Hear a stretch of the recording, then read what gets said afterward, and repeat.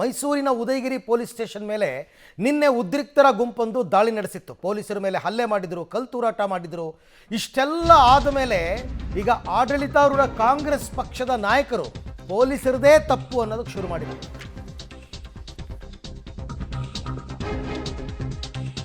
ಮೈಸೂರು ಉದಯಗಿರಿ ಕೇಸಲ್ಲಿ ಪೊಲೀಸರದೇ ತಪ್ಪು. ಹಾಗಾದರೆ ಜನಕ್ಕೆ ಕನ್ಫ್ಯೂಸ್ ಆಗ್ತಾ ಇದೆ, ಯಾರು ತಪ್ಪು ಯಾರು ಸರಿ ಅಂತಂದ್ಬಿಟ್ಟು. ಪೊಲೀಸರತ್ತ ಬೊಟ್ಟು ಮಾಡಿದೆ ಸರ್ಕಾರ. ಉದಯಗಿರಿ ಮುಸ್ಲಿಂ ಬಾಹುಳ್ಯ ಏರಿಯಾ. ಆರೋಪಿಯನ್ನು ಯಾಕೆ ಉದಯಗಿರಿ ಠಾಣೆಯಲ್ಲಿ ಇಟ್ಟರು? ಈ ಪೊಲೀಸರಿಗೆ ಮಿನಿಮಮ್ ಕಾಮನ್ ಸೆನ್ಸ್ ಬೇಡವಾ ಅಂತ ರಾಜಣ್ಣ ಅವ್ರು ಕೇಳಿದ್ರೆ, ರಾಜಣ್ಣ ಹೇಳಿಕೆಯನ್ನು ಸಮರ್ಥಿಸ್ಕೊಂಡ್ರ ಹೋಮ್ ಮಿನಿಸ್ಟರ್ ಅಂತ ಅನಿಸ್ತಾ ಇದೆ. ಪೊಲೀಸರು ತಪ್ಪು ಮಾಡಿದಾಗ ಕ್ರಮ ಆಗಿದೆ ಅಂತ ಪರಮೇಶ್ವರ್ ಹೇಳಿದ್ದಾರೆ. ಪೊಲೀಸರೇ ತಪ್ಪು ಮಾಡಿದ್ದಕ್ಕೆ ಈ ಗಲಾಟೆ ಆಗಿದೆ ಅಂತ. ಮಾತಿಗೂ ತುಷ್ಟೀಕರಣ ಅನ್ನೋದು BJPಯ ಬುದ್ಧಿ ಅಂತ ಕಿಡಿಕಾರ್ತಾ ಇದ್ದಾರೆ. ತುಷ್ಟೀಕರಣ ಅಲ್ಲದೆ ಇನ್ನೇನಿದು? ಅವ್ರು ಯಾರು, ಅವರು ಗಲಭೆ ಎಬ್ಬಿಸಿದವರು, ಪಬ್ಲಿಕ್ ಪ್ರಾಪರ್ಟಿ ಮೇಲೆ ಕಲ್ಲೆಸೆದವರು ಕ್ರಮ ತಗೋತೀವಿ ಅನ್ನೋ ಕನಿಷ್ಠ ಒಂದು ಮಾತು ಯಾರ ಬಾಯಲ್ಲೂ ಬರಲಿಲ್ಲ. ನನಗೆ ತುಂಬ ಆಶ್ಚರ್ಯ ಆಗಿದ್ದು ಪರಮೇಶ್ವರ್ ಅವ್ರ ಮಾತು. ಹೋಮ್ ಮಿನಿಸ್ಟರ್ ಆಗಿದ್ದುಕೊಂಡು ನಿಮ್ಮ ಡಿಪಾರ್ಟ್ಮೆಂಟ್ನ ಪೊಲೀಸರ ಮೇಲೆ ಕಲ್ಲು ತೂರಿದ್ದಾರೆ ಸ್ವಾಮಿ. ಆ ಪಾಪ ಯಾರೋ ಒಬ್ಬ ಕಾನ್ಸ್ಟೇಬಲ್ ಕಾಲೆಲ್ಲ ಕಿತ್ಕೊಂಡು ಬ್ಯಾಂಡೇಜ್ ಹಾಕ್ಕೊಂಡು ಬಂದಿದ್ದಾರೆ. ಅದ್ರ ಬಗ್ಗೆ ಮಾತಾಡಿ ಅಂದರೆ ಪೊಲೀಸರೇ ತಪ್ಪು ಮಾಡಿದ್ದಾರೆ ಅಂತೀರಲ್ಲ. ಇನ್ನು ಯಾರನ್ನು ನಂಬಬೇಕು, ಯಾರನ್ನು ಇದು ಮಾಡಬೇಕು ಅಂತ ಜನ ಇದೆಯಲ್ಲ, ಅವ್ರ ಮೈಂಡ್ ಸೆಟ್ ನನಗೆ ಅರ್ಥವಾಗೋದಿಲ್ಲ. ಈಗ ಅಲ್ಲಿ RSSನವ್ರನ್ನ ಅರೆಸ್ಟ್ ಮಾಡಿದ್ದಾರೆ. ಕಾನೂನು ಪ್ರಕಾರ ಅವ್ರು ಮಾಡಿದ್ದು ತಪ್ಪು, ಅವ್ರನ್ನ ಕಾನೂನು ಪ್ರಕಾರ ಅರೆಸ್ಟು ಮಾಡಿದ್ದಾರೆ. ಈ ಪೊಲೀಸ್ನವ್ರಿಗೆ ಕಾಮನ್ ಸೆನ್ಸ್ ಐತೆ ಇಲ್ಲ ನನಗೆ ಗೊತ್ತಿಲ್ಲ. ಉದಯಗಿರಿ ಇರ್ತಕ್ಕಂಥದ್ದು 100% ಮುಸ್ಲಿಂ ಪಾಪ್ಯುಲೇಷನ್ ಏರಿಯಾ. ಅವನೊಬ್ಬನ ತೊಗೊಂಡೋಗಿ ಆ ಸ್ಟೇಷನ್ಗೆ ಯಾಕೆ ಕರ್ಕೊಂಡು ಹೋಗಬೇಕು? ಬೇರೆ ಸ್ಟೇಷನ್ಗಳು ಇರೋದಿಲ್ಲ ಇವ್ರಿಗೇನು ಕಾಮನ್ ಸೆನ್ಸ್ ಇದೆಯಾ ಪೊಲೀಸ್ನವ್ರಿಗೆ?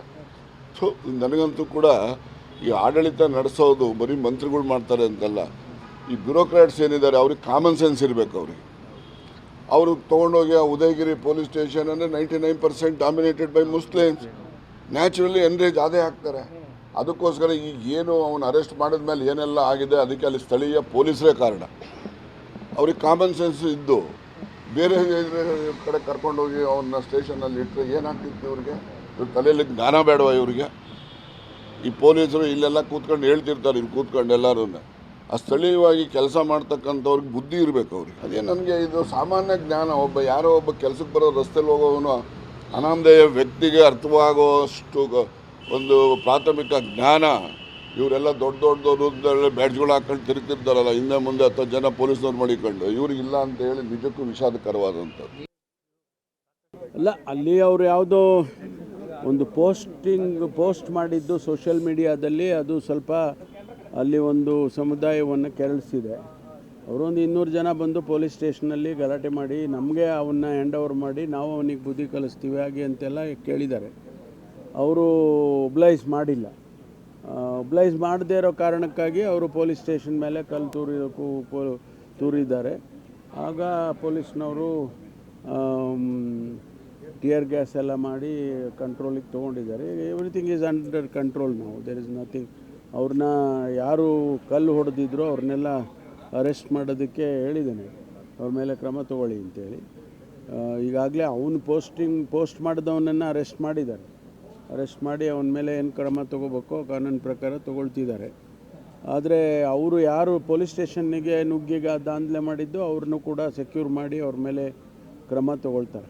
ಯಾರು ತಪ್ಪು ಯಾರು ಸರಿ ಅಂತೇಳಿ ನಾವು ನಿರ್ಧಾರ ಮಾಡೋಕ್ಕಾಗೋದಿಲ್ಲ. ಪೊಲೀಸ್ನವರು ಕಾನೂನು ಪ್ರಕಾರ ಏನು ಮಾಡಿರ್ತಾರೋ ಅದನ್ನು ಮಾಡಿರ್ತಾರೆ. ಒಂದು ವೇಳೆ ಅದು ತಪ್ಪು ಮಾಡಿದರೆ ಅವ್ರ ಮೇಲೂ ನಾವು ಕ್ರಮ.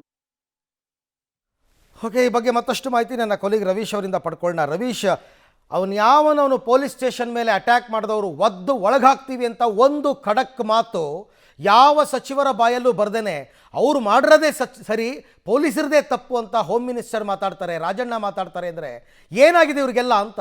ಕನಿಷ್ಠ ಸಂವೇದನಾಶೀಲತೆ, ಆ ಸೆನ್ಸಿಟಿವಿಟಿ ಅನ್ನೋದನ್ನೇ ಕಳ್ಕೊಂಡಿದ್ದಾರೆ ಈ ಓಟ್ಗೋಸ್ಕರ ಅಂತ.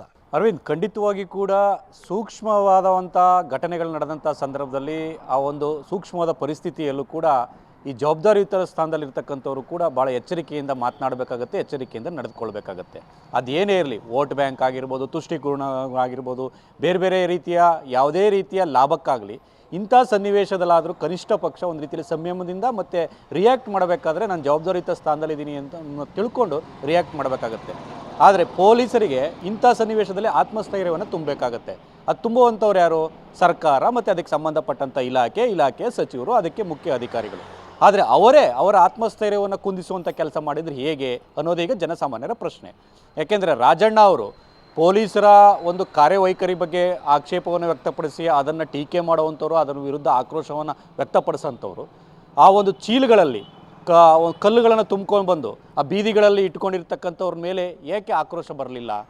ಮತ್ತು ಇಂಥ ಸನ್ನಿವೇಶದಲ್ಲಿ ಅವ್ರನ್ನ ಒದ್ದು ಒಳಗಾಕಬೇಕು, ಎಲ್ಲರ ವಿರುದ್ಧ ಕಠಿಣ ಕ್ರಮ ಆಗಬೇಕು ಅನ್ನೋ ಮಾತುಗಳು ಏಕೆ ಬರಲಿಲ್ಲ ಅನ್ನೋದೇ ಯಕ್ಷ ಪ್ರಶ್ನೆ. ಯಾಕೆಂದರೆ ಪ್ರತಿ ಸಂದರ್ಭದಲ್ಲೂ ಕೂಡ ಕಾಂಗ್ರೆಸ್ನ ಸಚಿವರದ್ದು ಇದೇ ಆಟಿಟ್ಯೂಡಾ ಅನ್ನೋದನ್ನು ಆ ಒಂದು ವಿರೋಧ ಪಕ್ಷಗಳು ಈಗಾಗಲೇ ಟೀಕೆ ಮಾಡ್ತಾ ಇದೆ, ಆಕ್ಷೇಪವನ್ನು ಕೂಡ ವ್ಯಕ್ತಪಡಿಸ್ತಾ ಇದೆ. ಜೊತೆಗೆ ಅದಕ್ಕೆ ಆ್ಯಡ್ ಆನ್ ಆಗಿ ಎಲ್ಲೋ ಒಂದು ಕಡೆ ಗೃಹ ಸಚಿವರು, ಇಲ್ಲ ರಾಜಣ್ಣ ಹೇಳೋದು ಸರಿ ಇಲ್ಲ, ನಮ್ಮ ಪೊಲೀಸರು ಸರಿಯಾಗಿ ಕರ್ತವ್ಯ ನಿರ್ವಹಿಸ್ತಾ ಇದ್ದಾರೆ, ಹಾಗಾಗಿ ಏನಿದೆ ಅನ್ನೋದು ತನಿಖೆಯಿಂದ ಹೊರಗಡೆ ಬರುತ್ತೆ ಅನ್ನೋ ಮಾತುಗಳನ್ನೇ ಹೇಳಲಿಲ್ಲ. ಅಂದರೆ ಪೊಲೀಸರು ಕೂಡ ತಪ್ಪು ಮಾಡಿರ್ತಕ್ಕಂಥದ್ದು ಘಟನಾವಳಿಗಳಿದೆ, ಅನೇಕ ಸಂದರ್ಭದಲ್ಲಿ ಸಸ್ಪೆಂಡ್ ಮಾಡಿದ್ದೇವೆ. ಹಾಗಾಗಿ ಆ ರೀತಿಯ ವಿಚಾರಗಳನ್ನು ಹೇಳೋದ್ರ ಮೂಲಕ ಎಲ್ಲೋ ಒಂದು ಕಡೆ ತಮ್ಮ ಜಿಲ್ಲೆಯ ಸಚಿವರನ್ನು ಕೂಡ ಸಮರ್ಥನೆ ಮಾಡ್ಕೊಳ್ಳೋದ್ರ ಜೊತೆಗೆ ಈ ತುಷ್ಟೀಕರಣ ನೀತಿಯಿಂದಾಗಿ ಏನಾದರೂ ಮಾಡ್ತಾ ಇದ್ದಾರಾ ಅನ್ನೋದು ಈಗ ಪ್ರಶ್ನೆ ಆಗಿರ್ತಕ್ಕಂಥದ್ದು. ಏಕೆಂದರೆ ಪದೇ ಪದೇ ರಾಜ್ಯ ಪೊಲೀಸರು ಮತ್ತು ರಾಜ್ಯ ಪೊಲೀಸರ ಕಾರ್ಯವೈಖರಿ ಬಗ್ಗೆ ಕೆಲವೊಂದು ಪ್ರಕರಣಗಳಲ್ಲಿ ಮಾತನಾಡುವಂಥ ಪರಮೇಶ್ವರ್ ಅವರು ಮತ್ತು ರಾಜ್ಯ ಸರ್ಕಾರ ಇಂಥ ಸಂದರ್ಭದಲ್ಲಿ ಕನಿಷ್ಠ ಪಕ್ಷ ಎಲ್ಲೋ ಒಂದು ಕಡೆ ಸೂಕ್ಷ್ಮತೆಯಿಂದ ವರ್ತನೆ ಮಾಡಿ ಒಂದು ರೀತಿಯಲ್ಲಿ ಪೊಲೀಸರಿಗೆ ಆತ್ಮಸ್ಥೈರ್ಯವನ್ನು ತುಂಬಬೇಕಾಗಿತ್ತು. ದುರದೃಷ್ಟಕರ ಅದು ವೋಟ್ ಬ್ಯಾಂಕ್ ಪಾಲಿಟಿಕ್ಸ್ ಅಂತ BJP-ಯವರು ಹೇಳ್ತಾರೆ, ತುಷ್ಟಿಗುಣ ಪರಮಾವಧಿ ಅಂತ ಹೇಳ್ತಾರೆ. ಏಕೆಂದರೆ ಈ ರೀತಿಯ ಪ್ರಕರಣಗಳನ್ನು ಸಾಲಾಗಿ ಅವರು ಉದಾಹರಣೆಗಳನ್ನು ಕೊಡ್ತಾ ಇದ್ದಾರೆ BJP-ಯವರು. ಅಂದರೆ KJ DJ ಕೇಸ್ ಆಗಿರ್ಬೋದು. ಅಂದರೆ ರಾಜ್ಯದಲ್ಲಿ ಎಲ್ಲೋ ಒಂದು ಕಡೆ ಈ ರೀತಿ ಪ್ರಕರಣ ಆದಂಥ ಸಂದರ್ಭದಲ್ಲೂ ಕೂಡ ಅದನ್ನು ಒಂದು ರೀತಿಯಲ್ಲಿ ಸಾಫ್ಟಾಗಿ ಹ್ಯಾಂಡ್ಲ್ ಮಾಡುವಂಥ ಕೆಲಸವನ್ನು ಕಾಂಗ್ರೆಸ್ ಸರ್ಕಾರ ಮಾಡುತ್ತೆ ಅಂತ ಅವರು ಆರೋಪ ಮಾಡ್ತಾ ಇದ್ದಾರೆ. ಆ ಆರೋಪಕ್ಕೆ ತಕ್ಕಂತೆ ಸಚಿವರುಗಳ ಈ ರೀತಿಯ ನಡವಳಿಕೆ ಏನಿದೆ ನಿಜಕ್ಕೂ ಕೂಡ ಸಾರ್ವಜನಿಕವಾಗಿ ಕೂಡ ಸಾಕಷ್ಟು ಟೀಕೆ ವ್ಯಕ್ತ ಆಗ್ತಾ ಇದೆ. ಜೊತೆಗೆ ಪೊಲೀಸರು ಕೂಡ, ಯಾಕೆಂದರೆ ಪೊಲೀಸರ DCP ಕಾರ್ ಮೇಲೆ ಕಲ್ಲು ತೂರಾಟ ಮಾಡಿರ್ತಕ್ಕಂಥದ್ದು ಪೊಲೀಸರು ಕೂಡ ಗಾಯ ಆಗಿದೆ.